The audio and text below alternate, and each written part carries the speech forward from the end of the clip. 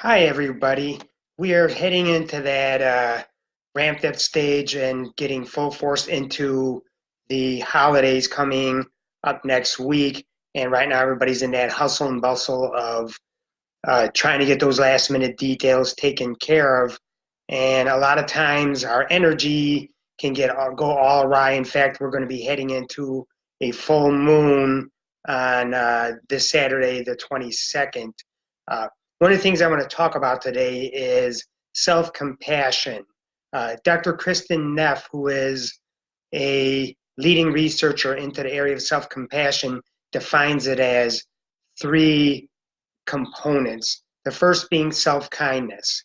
Uh, Oftentimes, when things don't go right for us, or we're ill or we're suffering, uh, we tend to let that judgmental monster creep in, and it's really the self-judgmental monster, as we are our own worst critic. And many times we beat ourselves up, we get hard on ourselves about something. If things don't go our way, things don't go right. And uh, with this self-kindness, what Dr. Neff says is that you just need to treat yourself a little better. Think about, hey, things aren't going right now. I'm not feeling well. What can I do at this point in time to take care of myself a little bit better? So show yourself a little bit of more self-kindness. The second thing that Dr. Neff says is that there's common humanity. Uh, we are not the only ones in the world as an individual who either suffers or has things go wrong. And that could be financial, that could be just relationship wise. We're not the only ones. It's part of the human condition to have some type of suffering or some type of problematic thing that goes on in our life. So what she's saying there is that just think of it as a whole. We're all in this together. We're not an individual. We're not isolated when it comes to uh, having something go wrong in our lives. The third thing that she talks about is mindfulness. What mindfulness is just living in a moment as it is, with our emotions, with our thoughts, without judgment. Things are going to happen, and a lot of times mindfulness is thought of about as sitting in meditation with your legs crossed, hands on your knees. And a lot of times what people feel about mindfulness, or you're trying to meditate, is that the mind is always going, the mind is always active, and that is definitely the case. The mind is built or been designed that way.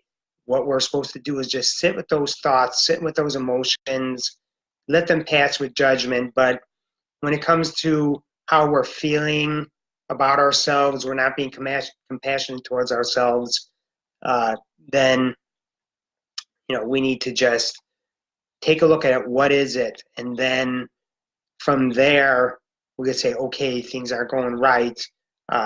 What can I learn from this? What can I do better? I posted on along with this video, Dr. Neff's website, where you could go a little bit more in depth. And again, I said she is a uh, leading researcher into this topic. Earlier, I posted uh, a picture of Reiki work that I did with a horse. And earlier today, when I was at the gym, I received this present from the horse's owner, her mom. And in there was one of the horse's shoes that she had collected over the years, every time she had the horse reshoed. And when I opened that, I immediately felt the energy of this animal within that. But, as I said earlier, I have no words that could really eloquently describe the gratitude that I feel on this day. But it's those little small things like that that make all the difference in the world, and it did for me today. It really made my day. Uh, Besides helping out clients or doing things at the gym or my work as a paramedic, it's those little small things. So when it comes to self-compassion, just make sure that you treat yourself with kindness. It's just the little things. Don't always go and beat yourself up. with that, take care. Have a Merry Christmas, Happy New Year, and we'll see you in 2019.